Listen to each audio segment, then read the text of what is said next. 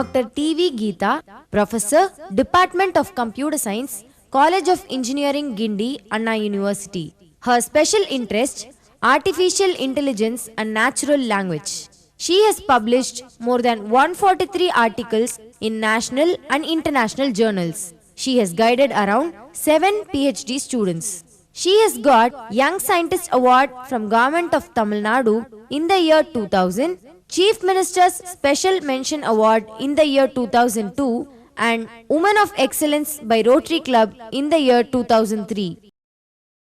Welcome to the UGC lecture series. In this lecture, we will be talking about acid properties, one of the important concepts of DBMS. The objectives of this chapter are to understand to understand the acid properties of databases, to understand the use of commit, rollback and log to ensure atomicity and durability, and to understand the concepts behind ensuring isolation and consistency. So, first of all, before we go further, let us explain what is meant by acid properties. So, before we go to acid properties, we already have discussed what is meant by a transaction. A transaction is a unit of program. Remember, it had many operations associated with it. A program execution that accesses and possibly updates values of data items. We want to preserve the integrity of the database system. So, for that we have to ensure the acid properties. So, why do we need to talk about acid properties? We need to talk about acid properties to ensure the integrity of the database, otherwise no one will go and use the databases, isn't it?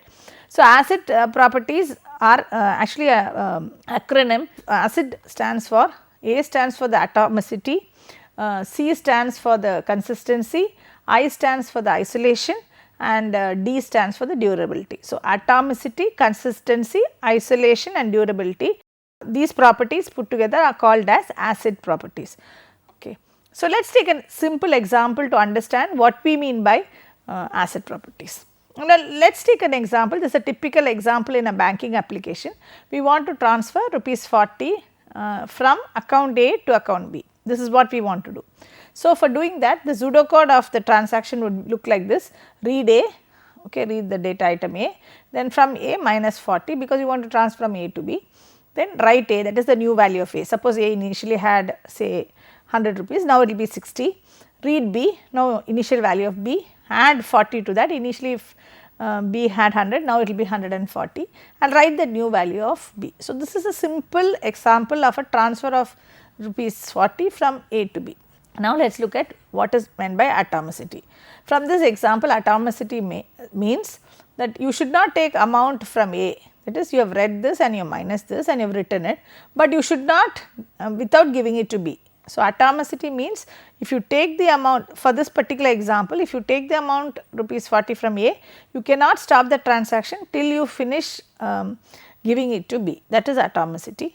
Then consistency, throughout the whole transaction, remember transaction was a set of operations like this. So, throughout the whole transaction money should not be lost or should not be gained. Okay.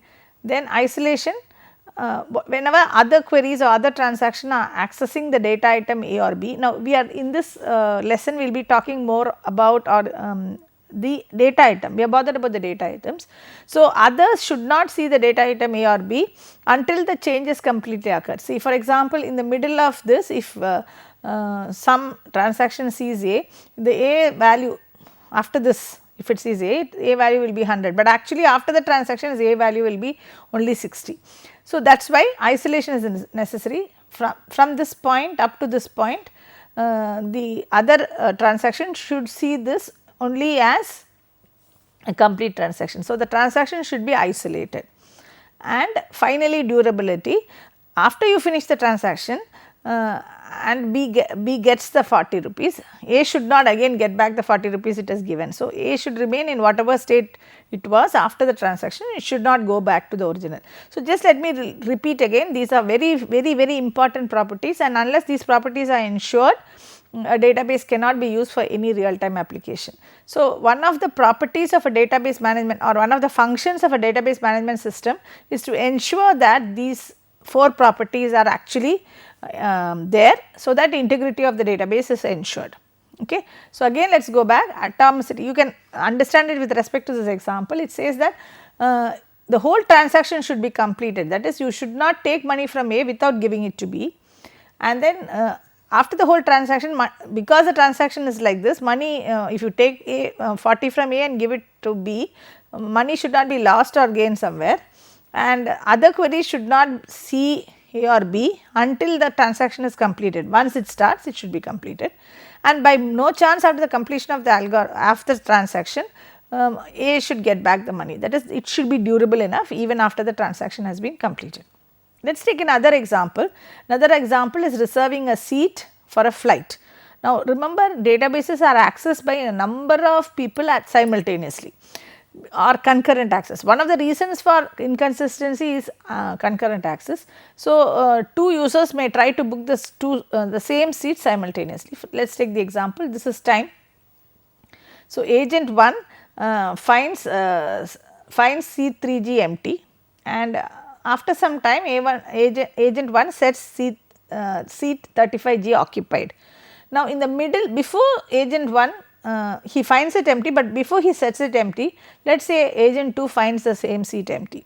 So he does not know at this point, after he sees this empty, this fellow is going to set it, he has no way of knowing that. So he also sets seat 35G occupied. Now what will happen? There will be a big fight when people come and try to sit in the same seat. So this cannot happen. So this is another example of a transaction where if ACID properties are not properly followed, the problem happens. So before we go further, let us look at some terminology. There are some basic access operations, which is read item X, read the data item, we are talking about the data item here, and write the data item X. Now how are read item or write item implemented? Actually, you will have a read set of T of a transaction. Associated with the transaction, you will have a read set. That is, this set contains all the data items that transaction T will read, and similarly associated you will have a write set of T. These are all items that transaction will write. So sometimes after read for the same item, after read write will happen, and so on. Atomicity. Now a transaction is an atomic unit of processing, that is, it is either performed in its entirety or it is not performed at all. Okay. So that is what is atomicity. Now we are coming back to the definition. So a transaction is an atomic unit of processing. Atomic unit means, remember we have learned long back, atoms, it is indivisible. So the transaction is also indivisible, either you implement it in its full or you do not implement it at all or run it at all. No part of a transaction can be run without the entire, no part of a transaction means no operations of a transaction can be run without the entire transaction being run. So either all operations of the transaction are completely reflected in the database or they are not reflected at all. So that is the meaning of run. No? When you do any operations in the database, what will happen? If you do a read operation, no problem. If you do a write operation, it is reflected in the database. So whatever operations you are saying, all the operations has to be reflected in the database, or none of the operations should be reflected in the database. So the transaction will be implemented or run or not implemented at all. So a transaction can, there are two associated terms associated with the transaction. Commit, we have seen this before. Commit, this happens after completing its actions, or abort because of so many things, internal database decision to restart, system crash, maybe power disk failure and so on, and unexpected situation, unable to access disk because the data value is invalid or something like this. So if any of this happens, you will abort the transaction. So either you do the complete transaction and commit it, or you can abort a transaction in the middle. Now when you abort a transaction in the middle, what happens is that the ACID property has to be looked into. A transaction interrupted in the middle can leave the database inconsistent. So DBMS, or the database management system's responsibility, is to remove the effects of partial transactions so that you ensure atomicity. That is, suppose I am doing a transaction, it has 10 operations, in the middle of it some system crash occurs, what will happen? The transaction is not completed. So it is a database management's function to remove that whatever effect of the operations done up to this point and get it back to the state it was before the transaction commenced. So that is atomicity.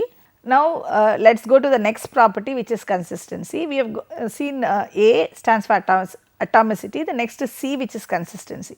Now, the transaction should take the database from one consistent state to another. The meaning of this is, suppose you remember transaction consists of a set of operations. So, in the middle we are removing rupees 40 from A's account, and then the whole system breaks down. Now, what will happen? A system loses 40 rupees. So, that means the database is not in a consistent state. This is what we mean by consistency. So, if in the middle of a transactions, when operations are going on, it may happen that database is inconsistent. So, we have to ensure that a correct execution of a transaction will ensure that the database goes from one consistent state to another. If there is something happens in the middle of a transaction, we should ensure that the database remains or goes back to its previous consistent state. So, that is consistency.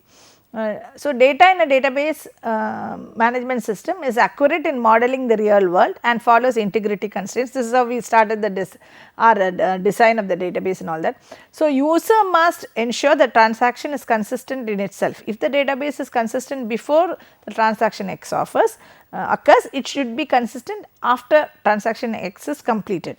So, the key point here is you go from a consistent database state S1 and then you do a transaction, okay, and it will go to the consistent database state S2. So, that is about consistency.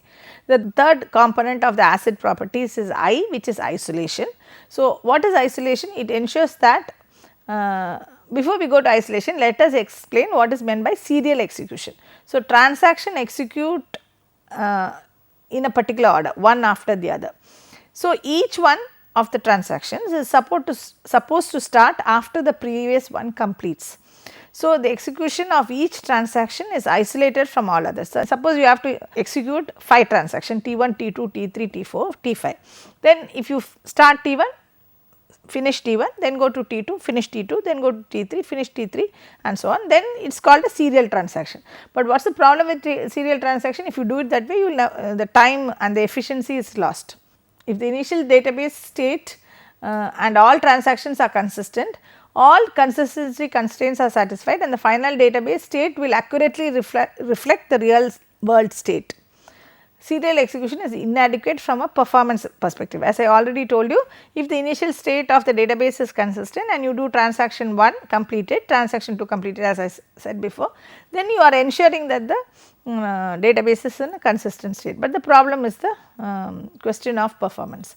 So, what we do, isolation is not so straightforward. So, the effects of a transaction should not be visible to other transaction until it has completed or committed. That is the definition for isolation. What is the definition of isolation? The effects of a transaction should not be visible to another transaction until the previous transaction has been completed and committed.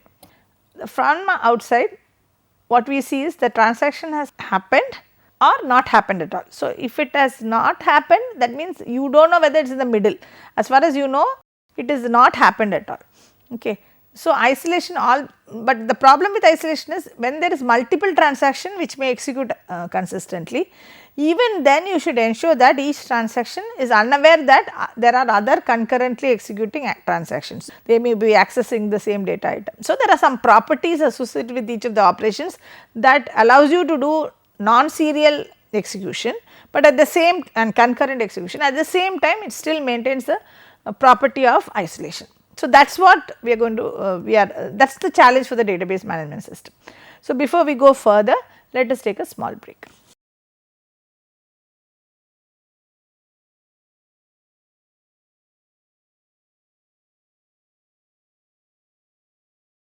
Welcome back after the break. Before the break, we were talking about isolation. Remember what is the meaning of isolation? This transactions progress should not be visible to the outside world. So, intermediate transaction results, that is the meaning. Intermediate transaction results must be hidden from other concurrently executing transactions. So, that is for every pair of transaction Ti and Tj, it appears to Ti that either Tj has finished execution before Ti started, or that Tj started execution after Ti finished. That is, if you have Ti and Tj, either as far as Ti is concerned, Tj started has finished the transaction or not started the transaction. So, that is the idea. See, transaction execute in sequence, each one starts before the previous one, after the previous one completes, but if you do it this way, the execution of all the transaction is isolated from all the others. But if the initial database state and all transactions are consistent, then the final database state after all the transaction has been completed will also be accurate and it will reflect the true database real world state. But of course, as we already discussed, serial execution is inadequate from a performance viewpoint, because we want multiple users to submit transaction. So, each transaction executes as if it was running by itself. So, we must give that picture to the transactions, that is, though the transactions are concurrent, we have to give a picture that each transaction executes in isolation. So, but still we need concurrency. So, concurrency is achieved by database management system by interleaving proper operations. Reads and writes should be interleaved in such a way for various transactions such that the consistent state and the isolation state are maintained. So, many techniques are available for this and basically fall into two basic categories. One is pessimistic and the other is optimistic. First is pessimistic, means if I get a problem I can't solve it. So, let us not allow problems to arise at all. And the second is optimistic, we assume conflicts are rare and deal with them after they happen. Okay. So, we are being optimistic. So, the next property of the ACID group is what is called as durability, the D of ACID. Once a transaction is completed, the changes that the transaction does is assumed to be permanent.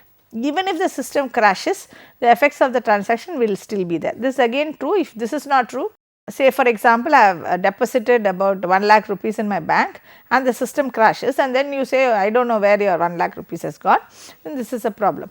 So, what happens? The durability or permanency is very important. So, once a transaction changes the database and the changes are committed, then the changes can never be lost. Whatever happens, it can never be lost. In fact, you are supposed to put redundant databases and all that. Even if a flood happens, you have to store it somewhere, such things. That is why durability and permanency are very important. So, what do database management system do for this? They store data redundantly on mass storage devices. There are many copies available, and the architecture of mass storage devices affects the type of media failures that can be tolerated. So, here this is very important. So, you have something called mirror disks and another thing that is called as log. We will come into detail about this as we go along. Now, we have seen what are the ACID properties. The next part is about how do we ensure this. We said we want everything, we want atomicity, we want consistency, we want isolation, we want durability, everything nice.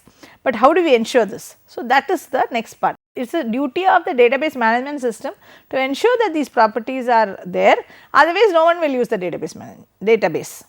So, the job of this ensuring ACID properties is done by the transaction manager. So, the transaction manager of a database system has the responsibility of enforcing the ACID properties. So, it schedules the operations on transactions, and normally commit and rollback are used to ensure atomicity. We will come back to this later. So, these are the two techniques that are used to ensure atomicity. Locks are used to ensure consistency and isolation for concurrent transactions, and a log is kept to ensure durability in the event of system failure. So, these are three techniques that are normally used for ensuring the 4 properties. So, first let us look at how atomicity is ensured. So, a DBMS ensures atomicity by undoing all the actions of partial transaction. So, for example, at this present moment I start a transaction, I do 3 or 4 operations. Let us assume the transaction has 8 operations, I do 3 or 4 operations and then suddenly the system crashes. Okay, now the transaction is not atomic because I have not finished all the operations. So, what I have to do? I have to undo all the operations that have been done after the transaction started. Now, if I have to do that undoing, then I have to know what the operations that was done by the transaction. Okay, so, obviously, for doing that it has to maintain a record called a log, but it is not bothered about the reads because the read does not affect the state of the database, it is only bothered about the write. So, all the writes that the database has done, all the writes that has been done after the transaction started will be stored in a record which is called a log, and the component of the database management responsible for doing this recovery or undoing is called as recovery manager.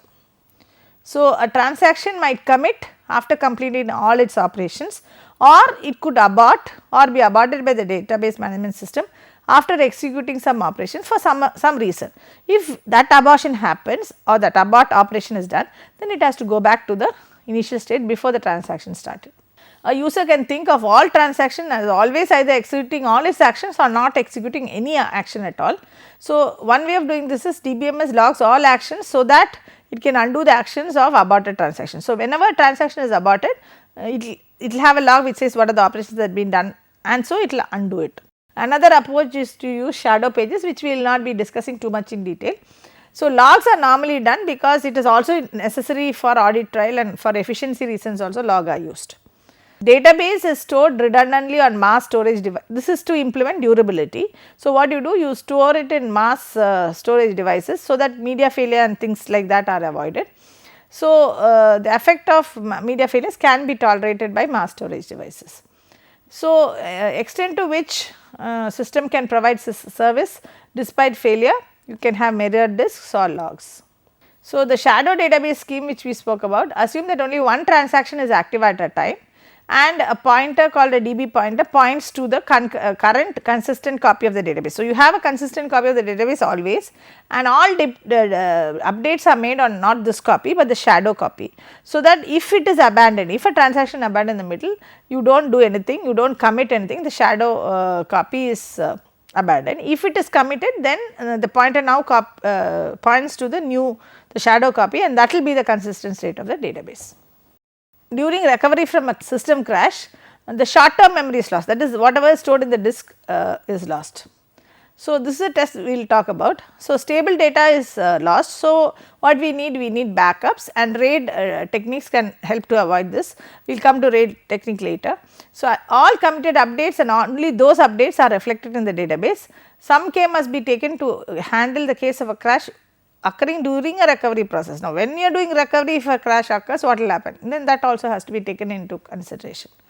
When you talk about recovering from a crash, there are three phases in recovery. One is called as analysis. So, what you have to do is you have to scan the log forward from the most recent checkpoint. I will come to checkpoint as we go along, and identify all transactions that have been active at that point and all dirty pages in the buffer pool at the time of the crash. What is the dirty pages? That means I have not done a commit. Okay. So, I do this analysis, then I will redo all the updates to dirty pages in the buffer pool as needed to ensure that all logged updates are in fact carried out, and then finally, the writes of all transactions that were active at the crash are undone. How do I do this? By looking in the log, and I work backwards in the log. So, this is the three phases of recovering from a crash.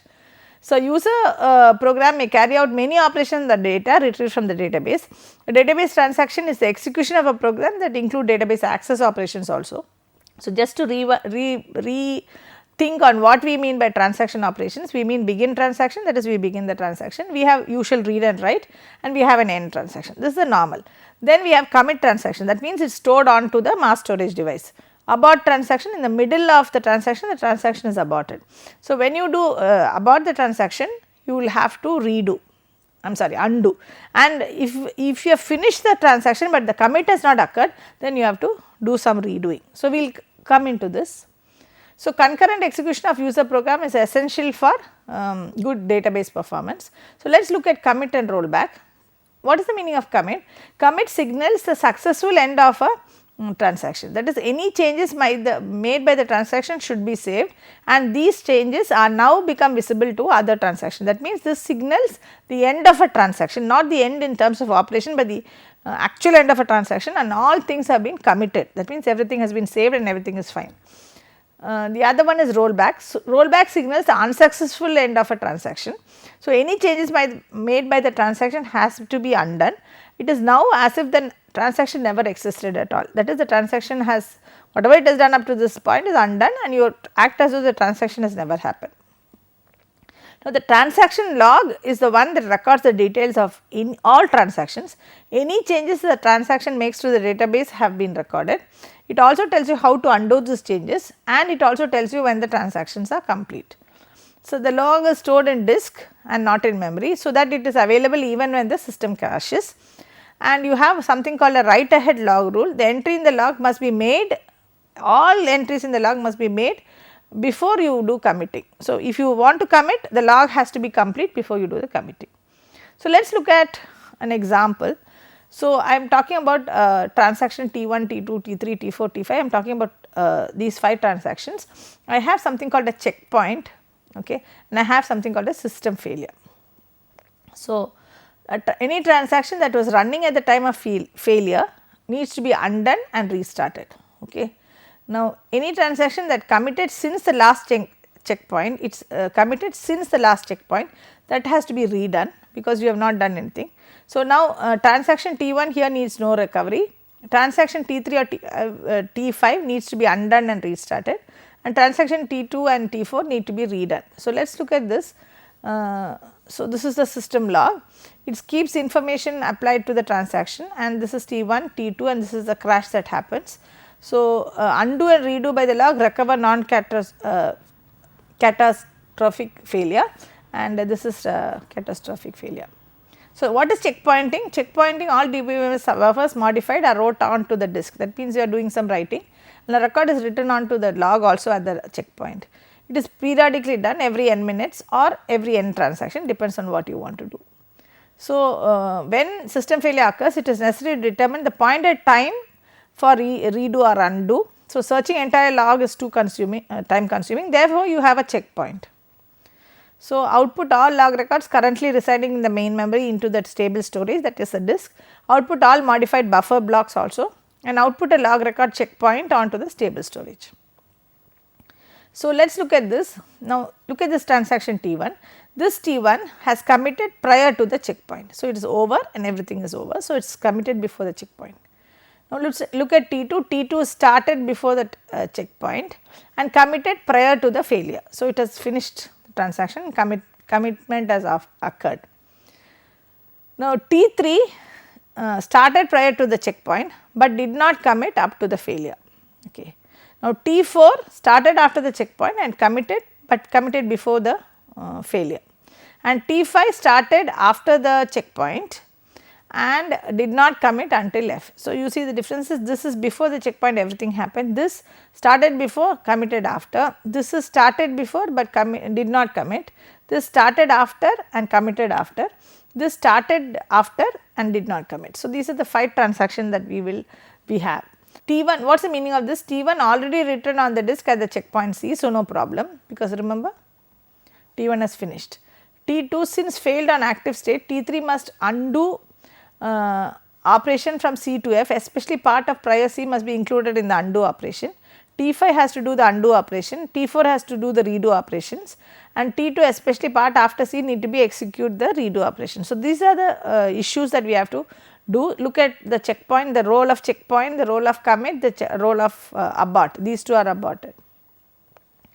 So, this is the transaction recovery algorithm, undo and redo, and it is a list of transactions. Undo all transactions running at the last checkpoint, redo will be empty. For each entry in the log starting at the last checkpoint, if a begin transaction entry is found for T, add T to undo. If a commit entry is found for T, move T from undo to redo. So, this is a basic operation. What are the transactions that has to be undone? What are the transactions that has to be redone? So, this is a transaction recovery protocol. At this point of time, undo is T2, T3 and active transaction is T2, T3. Okay. So, this is where T4 begins. I am just, this is checkpoint, this is T4 begins. So, add T4 to undo, then add T5 to undo. Okay. Then here what happens, move T2 to redo because it commits, then T4 to also redo because it has also committed, and then here undo is T3, T5 and redo is T2, T4. So, this is the algorithm. So, in this lecture we have spoken about what is the meaning of acid properties in detail. We have spoken about what is atomicity, what is consistency, what is isolation and what is durability, and we have explained the need for checkpoints and the role of undo and redo. We have looked at some ways in which some of the acid properties are ensured. So, in the exercise part you have to explain clearly with some example of your own what is the meaning of acid properties, and you have to explain the role of a transaction manager in a database, and then you have to discuss the 3 phases in the recovery and what is meant by commit and rollback. In this lecture we finally saw what was meant by acid properties and we looked at some techniques for ensuring some of the acid properties. Thank you.